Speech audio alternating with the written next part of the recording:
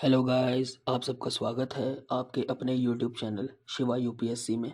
हर हर महादेव। मैं आपका एडुकेटर और दोस्त आप सबका स्वागत करता हूं हमारी पहली वीडियो में। इस वीडियो में हम बात करने वाले हैं कि mastering UPSC civil services examination prelims के लिए 3.5 मंथ्स का एक प्लान। बेसिकली प्लान तो नहीं बोलूँगा, प्लान आप लोगों को खुद बनाना चाहिए।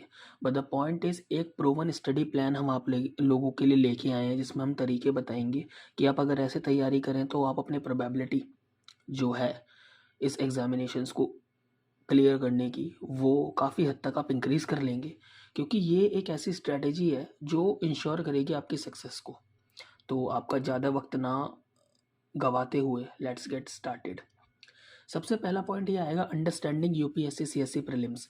सबसे पहले आपको ज़रूरी है समझना कि प्रीलिम्स होता क्या है। सबसे पहले आपको ये पता होना चाहिए जो प्रीलिम्स होता है ये बेसिकली फर्स्ट स्टेज है सिविल सर्विसेज एग्जामिनेशन की, and it consist of 2 objective type paper, यानी कि एमसीक्यू टाइप पे पेपर आएंगे, 2-2 घंटे के पेपर आएंगे, नेगेटिव मार्किंग दोनों में होगी। सही पे 2 नंबर मिलेंगे, गलत पे उसका 1/3 काट लिया जाएगा।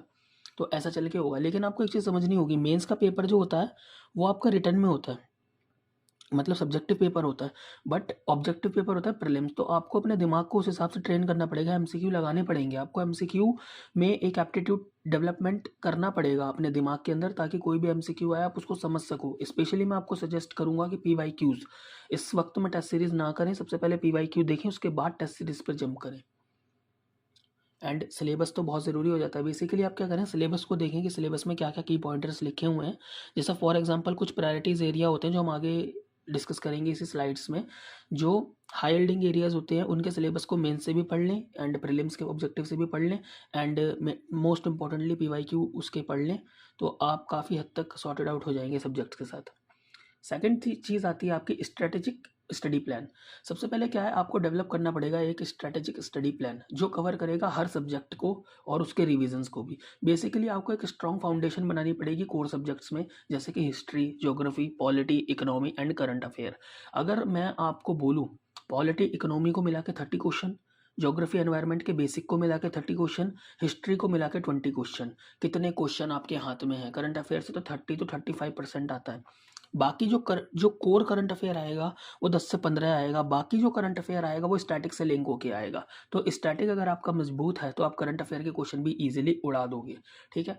अब जो थर्ड चीज़ आती है वो आती है इफेक्टिव टाइम मैनेजमेंट। बेसिकली क्या है, आपको मास्टर करना पड़ेगा टाइम मैनेजमेंट को, बहुत ज़्यादा एसेंशियल है। आपको एलोकेट करना होगा डेडिकेटेड टाइम स्लॉट्स हर सब्जेक्ट के लिए, और प्रैक्टिस करनी होगी रिवीजन की रेगुलरली, क्योंकि बिना रिवीजन के कुछ नहीं हो सकता।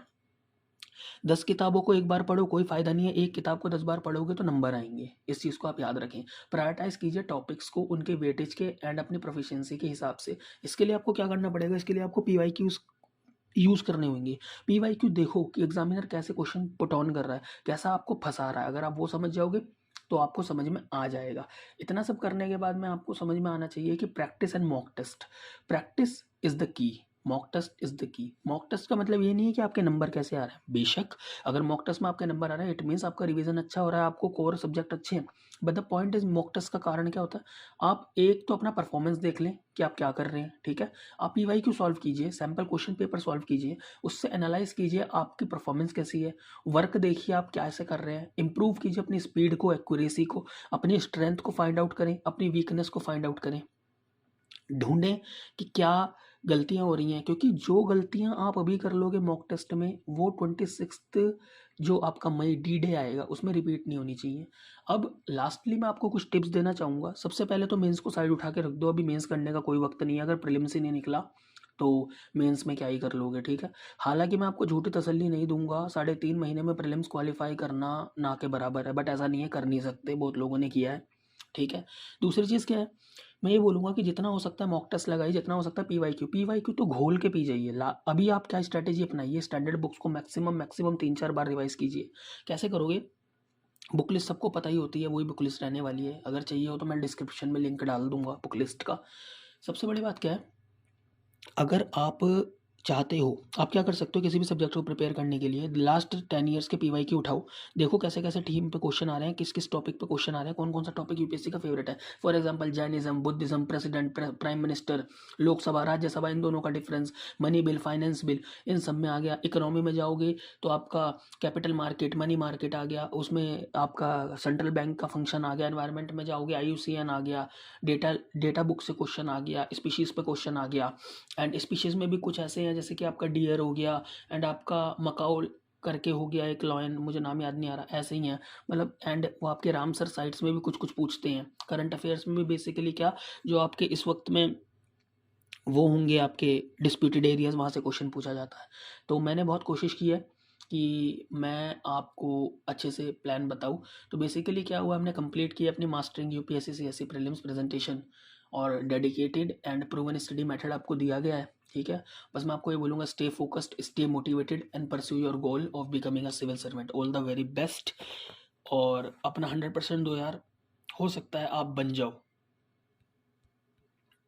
Thank you very much. Please do subscribe our channel, share कीजिए, क्योंकि मेरा लक्ष्य है हर बच्चे को फ्री एजुकेशन देना, हर बच्चे के सपने को पूरा करना। Thank you so much.